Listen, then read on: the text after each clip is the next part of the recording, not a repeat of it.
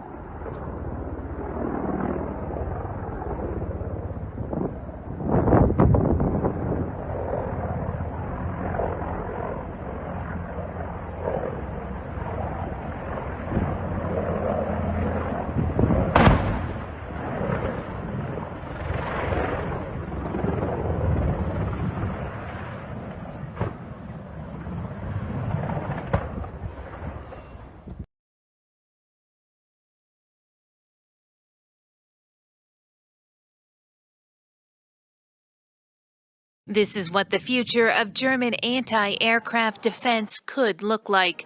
Latest generation shields capable of intercepting missiles high above the Earth's atmosphere. Germany's goal, protecting itself from Russia. A delegation of German MPs is currently in Israel to learn more about their missile defense capabilities. The country can intercept and shoot down rockets from Lebanon and Gaza before they hit Israeli soil. Positioning such systems in northern Germany means missiles fired from the Russian enclave of Kaliningrad could be stopped. It would cost about 2 billion euros to install. MPs are divided over the benefits.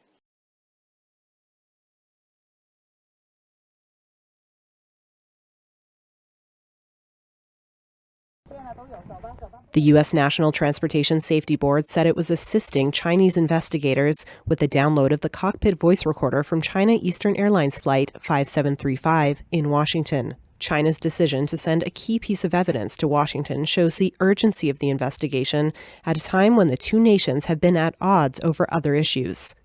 On March 21st, the Boeing jet crashed into a mountainside in southern China, killing all 132 people on board. It was mainland China's deadliest aviation disaster in 28 years. The cockpit voice recorder will likely provide investigators with details of communications between the flight's 3 pilots, which is one more than is normally required on board the Boeing plane. Earlier on Friday, the NTSB said a team of investigators had left for China to assist in the crash probe, and that a small team from Boeing is also heading to China.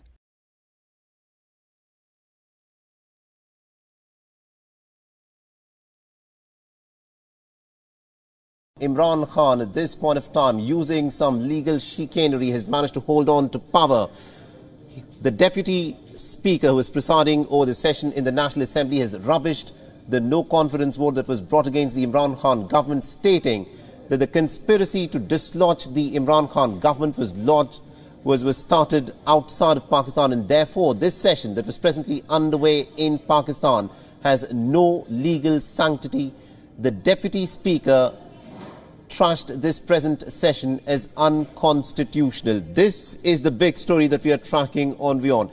Immediately after that, the Pakistani Prime Minister appears on national television and he says that he's advised the Pakistani President Arif Alvi to dissolve the present assembly, and he's calling for snap elections because it is now the people of Pakistan who will have to decide the fate of their government.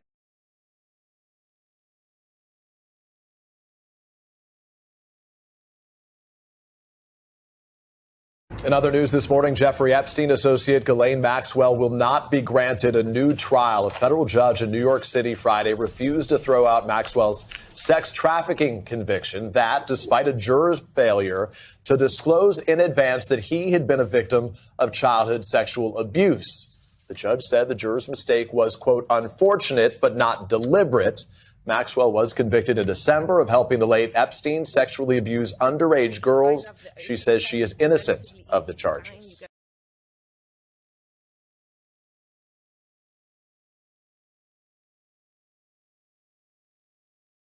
It's action the Health Services Union has never done before. More than 20,000 of its members from all divisions striking at the same time. HSU members who are paramedics, allied health, cleaning, administration, security and catering staff will walk off the job for up to 4 hours between 10 a.m. and 2 p.m. on Thursday. Delays in hospital will be inevitable, with paramedics only responding to emergency patients. The government caps public sector wage rises at 2.5% by legislation, but hospital cleaners such as Dolly Borg, also a union delegate, received an increase before COVID of just 0.3%.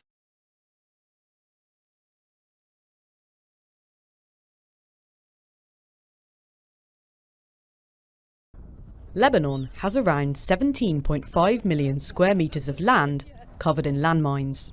That's almost an area the size of the capital city Beirut. Most of it is here in the south. The landmines are still taking lives. We have about 48 between injuries and deaths in 2019 to 2021. And they're not cheap to remove. As an average, we have a new study that about a team of 12 persons to clear 20,000 square meters, it needs about $360,000 per year.